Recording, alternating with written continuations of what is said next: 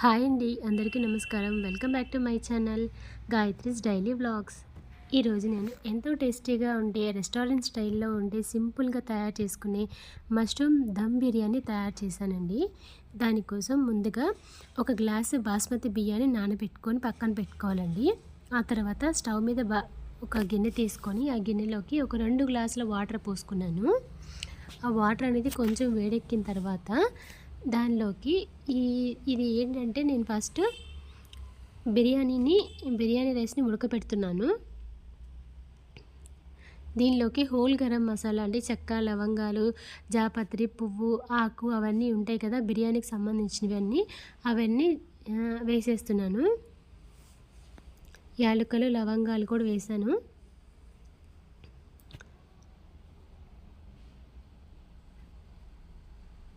అవన్నీ వేసేసి ఒక 2 నిమిషాలు మరగబెడుతున్నానండి. వాటర్ బాయిల్ అవ్వాలి బాగా.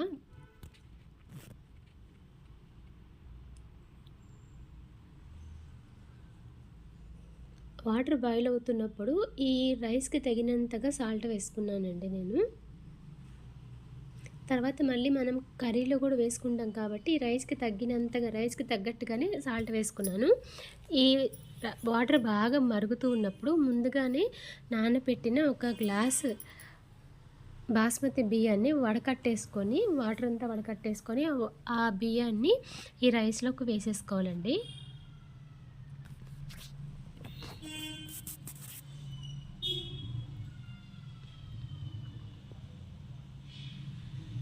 ఈ రైస్లోకి వేసేసుకొని రైస్ అనేది మనకి హాఫ్ బాయిల్ అవ్వాలండి. అంటే పూర్తిగా బాయిల్ అవ్వకూడదు, మెత్తగా అవ్వకూడదు. రైస్ అనేది కొంచెం పలుకుగానే ఉండాలి, పొడిగా ఉండాలి. అన్నం ఉడకాలి కానీ అంటే పొడిగా ఉండాలి, పలుకుగా అంటూ ఉండకూడదు. అది అలా ఉండాలండి. అది మధ్య మధ్యలో మనం చెక్ చేసుకుంటూ ఉండాలి. అప్పుడే అది కనుక మెత్తగా అయిపోయింది అనుకోండి, వాటర్ అదేంటి గంజి వంపుకోవచ్చు. అట్లాగా ఇలా మెత్తగా కాకుండా వాటర్ తగినంతగా వేసుకొని చూసుకోవాలండి. ఆ తర్వాత నేను రైస్ అనేది విడిపోకుండా మెత్తగా అవ్వకుండా ఉండడానికి కోసమని నేను కొంచెం నెయ్యి వేసాను. ఈ నెయ్యి ప్లేస్లో నూనె కూడా వేసుకోవచ్చు. ఇప్పుడు ఆ రైస్ని హాఫ్గా ఉడికిందో లేదో చూసుకోవాలండి. అలాగ ఒక మెతుకు తీసుకుంటే కనుక చూడండి, నేను చూపించిన విధంగా అలా ఉడికితే కనుక సరిపోతుంది. ఇప్పుడు దానిలో ఎక్సెస్ వాటర్ ఉంటాయి కదండి, ఆ వాటర్ని ఇలా వంపేసుకోవాలి. ఒక గిన్నె తీసేసుకొని ఆ గిన్నెలోకి వాటర్ అంతా వంపేసేసుకొని ఇంకా ఎక్కువ వేడి మీద ఎక్కువగా ఉడుకుతూ ఉంటుంది కదండి, అలా ఉడకకుండా చల్లనీళ్ళు కూడా పోసేసుకొని ఇంకా అట్లా పెట్టేసుకోవాలండి. చూడండి, వాటర్ అంతా ఉంది కదా, ఆ వాటర్ మొత్తం ఇంకా దాన్ని అలాగా వంపేసుకోవాలి రైస్తో సహాను. అలా వంపేసుకున్న తర్వాత చల్లటి నీళ్ళు ఆ రైస్లో పోసేసుకోవాలి. లేకపోతే ఏమవుతుందంటే ఆ వేడికి ఇంకా కొంచెం రైస్ అనేది ఉడికిపోయి మెత్తగా అవుతుందండి. అలా కాకుండా కొంచెం చన్నీళ్ళు పోసుకుంటే కనుక పర్ఫెక్ట్గా ఉంటుందన్నమాట. అది చల్లదనం తగ్గుతుంది, బాగుంటుందన్నమాట. అది ఇది ఇలాగా పక్కన పెట్టేసుకోవాలండి. ఆ వాటర్ అంతా ఇంకా కింద దిగుతూ ఉంటాయి కదా, అలా పక్కన పెట్టేసుకోవాలండి. ఇప్పుడు అది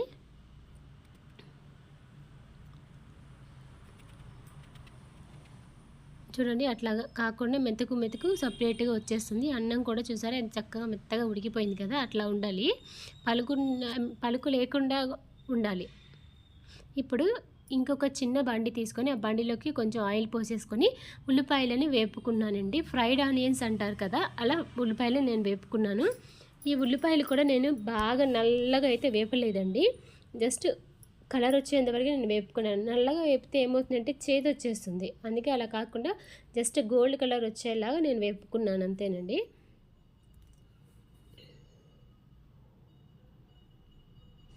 అలాగా అన్నీ వేపేసేసుకొని పక్కన పెట్టుకోవాలి. కొంచెం ఈ బిర్యానీ అయితే చాలా టేస్టీగా వస్తుందండి, చాలా బాగుంటుంది. అదిగోండి, ఆ కలర్ అయితే సరిపోతుంది. ఉల్లిపాయలు అనేది నేను ఇంకా అట్లా ఉన్నప్పుడు తీసేసాను. నల్లగా వేపేస్తే ఏమవుతుందంటే చేదు వస్తుందండి. ఇప్పుడు స్టవ్ మీద ఇంకొక బాండి పెట్టుకోండి, మష్రూమ్ కర్రీ ప్రిపేర్ చేసుకోవాలి. దానికోసం ముందుగా బాండి పెట్టుకొని 2 స్పూన్ల నెయ్యి వేసుకున్నాను. నెయ్యి ప్లేస్లో మీరు డాల్డా కూడా వేసుకోవచ్చండి. నేనైతే నెయ్యి వేసుకున్నాను. ఆ నెయ్యి వేసుకున్న తర్వాత ఒక స్పూన్ ఏమో నూనె కూడా వేసుకున్నానండి. వంట నూనె ఉంటుంది కదా, అది వేసుకున్నాను. ఇది మొత్తం కరిగిన తర్వాత హోల్ గరం మసాలా అంటే చెక్క, లవంగాలు, ఒక బిర్యానీ ఆకు, యాలుక వేసుకున్నానండి నేను. అంతేను. ఆ తర్వాత కొంచెం కసూరి మేతి వేసుకున్నాను. ఆ తర్వాత కసూరి మేతి అంటే మెంతి ఆకులండి, ఎండబెట్టినవి అవి. ఇప్పుడు సన్నగా కట్ చేసుకున్న ఉల్లిపాయలు వేసుకుంటున్నాను. ఒక పాయి ఉల్లిపాయ అండి అది. ఉల్లిపాయలు వేసుకొని వేపుకుంటున్నాను. అలానే పచ్చిమిర్చి కూడా, ఒక పచ్చిమిర్చి కూడా సన్నగా కట్ చేసుకొని వేసేసుకుంటున్నాను. ఇప్పుడు ఇవి కొంచెం వేగిన తర్వాత, వేగాలండి, కొంచెం వేగిన తర్వాత కొంచెం పసుపు వేసుకుంటున్నాను.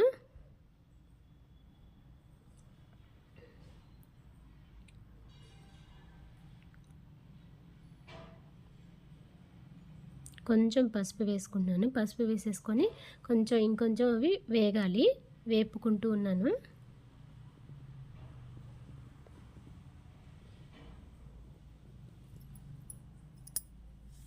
ఈ ఉల్లిపాయల పచ్చిదనం అంతా పోయేటట్లుగా వేపుకోవాలండి. ఆ తర్వాత ఒక 1 స్పూన్ అల్లం వెల్లుల్లిపాయ పేస్ట్ వేసుకున్నాను. నేను రైస్లో అయితే వేయలేదండి, ఎందుకంటే దీనిలోనే వేసేస్తాను కాబట్టి సరిపోతుంది అది మనకి. ఇలా 1 స్పూన్ అల్లం వెల్లుల్లిపాయ పేస్ట్ వేసుకొని వేపుకోవాలండి. పచ్చివాసన పోయేంత వరకు వేపుకోవాలి. ఆ తర్వాత ఇప్పుడు ఒక 2 టమాటాలని, పండిన టమాటాలు ఉంటాయి కదండి, వాటిని సన్నగా కట్ చేసుకొని వేసుకున్నాను నేను. ఇలా ముక్కలుగా కాకుండా మిక్సీ పట్టి గ్రేవీలా కూడా వేసుకోవచ్చండి. నేనైతే జస్ట్ ఇలా ముక్కలు కట్ చేసుకొని వేసుకున్నాను. టమాటా ముక్కల్ని వేసుకొని అది కూడా కొంచెం వేపుకుంటున్నాను. టమాటా ముక్కలు, ఉల్లిపాయలు, పచ్చిమిర్చి వేపేసేసుకోవాలండి. కొంచెం ఆ వాసన అంతా పోయేంత వరకు వేపుకోవాలి. ఇప్పుడు దీనిలోకి కొంచెం పుదీనా వేసుకుంటున్నాను. పుదీనా కూడా వేసేసుకున్న తర్వాత ముందుగానే మష్రూమ్స్ని క్లీన్ చేసుకోవాలండి. పైన ఉన్న పొట్టుని తీసేసేసి శుభ్రంగా పసుపు ఉప్పు వేసేసి బాగా వాష్ చేసుకొని పక్కన పెట్టుకోవాలండి. ఇలా చిన్న చిన్న ముక్కలుగా కట్ చేసుకొని పెట్టుకోవాలి. ఒక మష్రూమ్కి 4 ముక్కలుగా కట్ చేసుకుంటే సరిపోతుందండి. మష్రూమ్ క్లీనింగ్ అనేది నా యూట్యూబ్ ఛానల్లో పెట్టానండి, పాత వీడియోస్లో ఉంటాయి, ఒకసారి చెక్ చేయండి. ఇలా కట్ చేసుకున్న ఈ ముక్కలని, మష్రూమ్ ముక్కల్ని ఈ టమాటా ముక్కల్లో వేసేసుకోవాలండి. వేసేసుకొని కలిపేసుకోవాలి. నేను తీసుకుంది వైట్ మష్రూమ్స్ అని, బటన్ మష్రూమ్స్ అంటారు కదా, అవి తీసుకున్నాను నేను.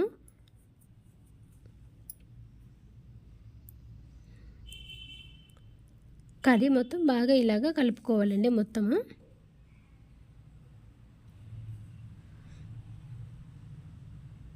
ఈ మష్రూమ్లోని వాటర్ వచ్చేస్తాయండి, మనం ఇంకా సపరేట్గా వాటర్ పోయాల్సిన అవసరం లేదు. తొందరగానే మగ్గిపోతుందండి మష్రూమ్ అనేది. మూత పెట్టేసేసుకొని ఒక 5 నిమిషాలు మగ్గపెట్టుకోవాలండి. అది చూడండి, వాటర్ ఎలా వచ్చినాయి, అసలు వాటర్ అంటూ పోయలేదు. మష్రూమ్లోని వాటర్ వస్తాయి కాబట్టి బాగా ఆ వాటర్తోనే ఉడికిపోతుంది అంతాను. ఆ తర్వాత ఈ కర్రీకి తగినంతగా సాల్ట్ వేసుకున్నాను.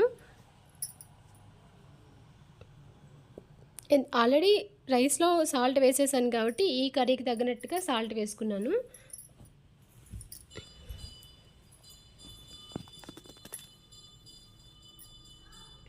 మూత పెట్టేసేసుకొని ఒక 2-3 మినిట్స్ ఇంకొకసారి మళ్ళీ మగ్గ పెట్టుకోవాలండి.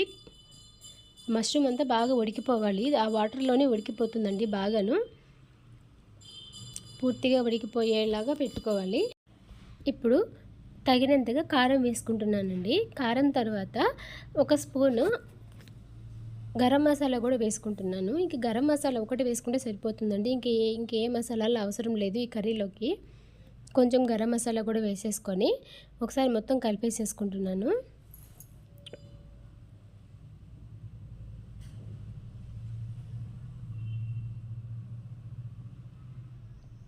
అంత గ్రేవీలా వచ్చేసింది చూసారా, వాటర్ పోయిపోయినా మష్రూమ్స్లో ఉన్న వాటర్తోని వచ్చేస్తుందండి మంచిగాను. టమాటాలో గుజ్జు ఉంటుంది కాబట్టి ఆ టమాటా వాటర్తోని మొత్తం వచ్చేసేసి చక్కగా ఉడికిపోతాయండి అవంతాను. ఇంకా తర్వాత అక్కడితో కర్రీ అయిపోయిందండి. ఇప్పుడు నేను ఇంకొక గిన్నె తీసుకున్నాను. ఆ గిన్నెలోకి ఒక 2 స్పూన్ల నెయ్యి వేసుకున్నాను. నెయ్యి వేసుకున్నప్పుడు ఇది ఏంటంటే ఇప్పుడు మనం దమ్ చేస్తున్నాను. దమ్ చేయడానికని ఇలా పెట్టుకున్నాను నేను. ఈ నెయ్యి వేడయిన తర్వాత ముందుగా తయారు చేసుకున్న ఏదైతే కర్రీ ఉందో చూసారా? Mushroom curry. ఆ కర్రీని ఒక లేయర్‌గా వేసుకుంటున్నానండి.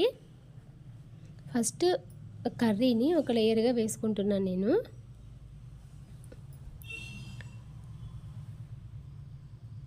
ఆ తర్వాత రైస్ ఉంటుంది కదండీ! ముందుగానే ఇందాక చల్లార్చి పెట్టుకున్న రైస్ ఉంది కదా! బాస్మతి రైస్ అనేది. ఆ రైస్‌ని కూడా ఒక లేయర్‌గా వేసుకుంటున్నాను. ఒక లేయర్‌గా వేసుకోవాలండి. మొత్తం సమానంగా పరుచుకొని వేసేసుకోవాలి. ఇప్పుడు దానిపైన ముందుగా వేపి పెట్టుకున్న ఫ్రైడ్ ఆనియన్స్ ఉన్నాయి కదా! అవి వేసుకోవాలి. అవి వేసుకున్న తర్వాత కొంచెం పుదీనా వేసుకోవాలి పైన. పుదీనా, కొత్తిమీర ఉంటే అది కొత్తిమీర కూడా వేసుకోవచ్చండి. అయితే పుదీనా వేసుకున్నాను అంతేను. ఆ తర్వాత మళ్ళీ కొంచెం కర్రీ వేసుకోవాలి. మష్రూమ్ కర్రీ ఏదైతే ఉందో అది కూడా ఒక లేయర్‌గా స్ప్రెడ్ చేసుకోవాలి. మళ్ళీ దానిపైన రైస్ వేసుకోవాలండి. రైస్ కూడా ఇంకొక లేయర్ స్ప్రెడ్ చేసుకోవాలి. ఇట్లానే మొత్తం ఆ రైస్ కర్రీ అయిపోయేంత వరకు అలానే చేసుకోవాలండి. ఒకసారి కర్రీ, ఒకసారి రైస్, మధ్యలో ఏమో ఫ్రైడ్ ఆనియన్స్, కొత్తిమీర, పుదీనా అవి వేసుకోవాలి.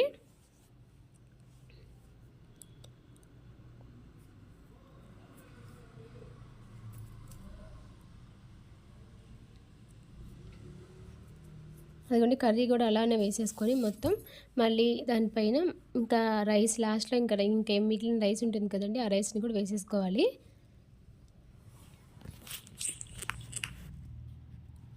ఇలా రైస్ అంతా వేసేసుకోవాలండి మొత్తం.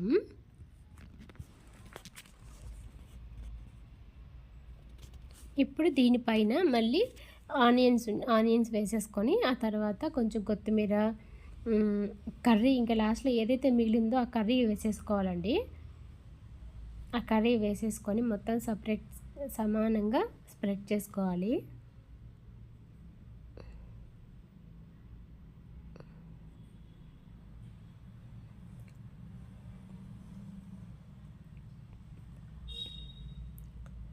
ఇప్పుడు కొత్తిమీర వేసుకున్నాను. పుదీనా, కొత్తిమీర ఉంటుంది కదండీ! అది వేసేసుకుంటున్నాను.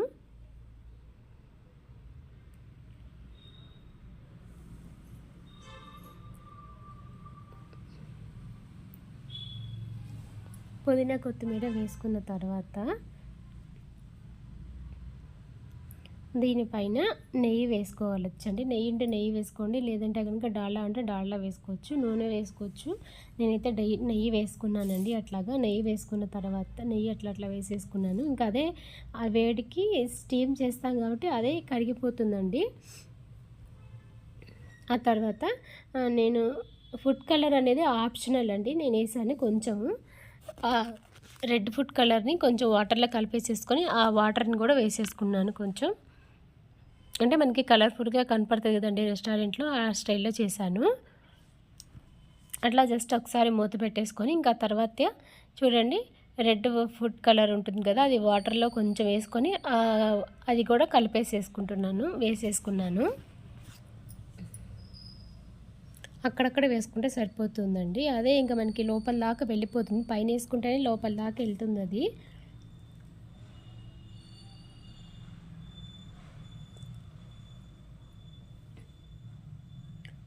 అట్లా కలర్ కూడా వేసుకున్న తర్వాత ముందుగానే గోధుమ పిండిని చపాతీ పిండిలా కలుపుకొని పక్కన పెట్టుకున్నానండి. ఆ ముద్దను తీసుకొని ఈ గిన్నె చుట్టూతా పెట్టేసుకుంటున్నాను నేనిప్పుడు.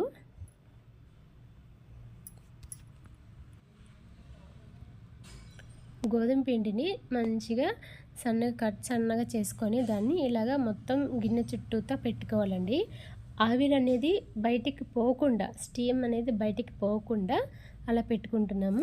మనకి అలా గోధుమ పిండి అవైలబుల్‌గా లేదనుకోండి, జస్ట్ పైన ఏమంటారంటే మూత పెట్టేసి దానిపైన ఏదైనా బరువు పెట్టుకోండి సరిపోతుంది. అదే అవుతుంది. నేనైతే ఇంక ఇట్లా చేశానండి.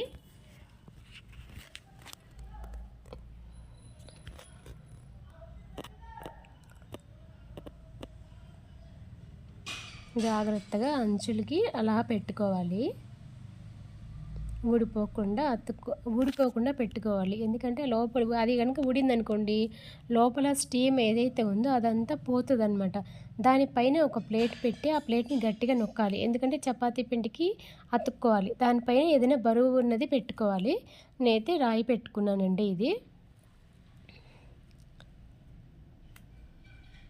అలా పెట్టుకున్న తర్వాత ఒక 10 నిమిషాలు మీడియం మంటలో పెట్టేసుకొని దాన్ని స్టీమ్ చేసుకోవాలండి. ఆ తర్వాత 10 నిమిషాలు ఆగిన తర్వాత తీసి చూస్తే గనుక మూతను తీసేటప్పుడు ఒక చాకు సహాయంతో కానీ, దేంతో ఒక చాకు కానీ, గరిటెతో కానీ తీసుకోవాలండి. నిదానంగా తీసుకుంటే చూడండి ఆవిరి ఎలా వస్తుందో బయటికి దమ్ అనేది.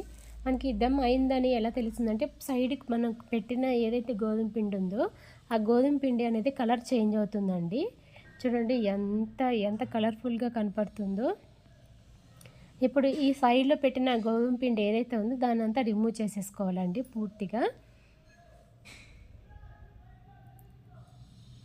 అలా చాకుతో కట్ చేస్తే గనుక వచ్చేస్తుంది. చూడండి ఎంత చక్కగా వచ్చేస్తుందో అదంతా. అలా మొత్తం తీసేసుకోవాలండి.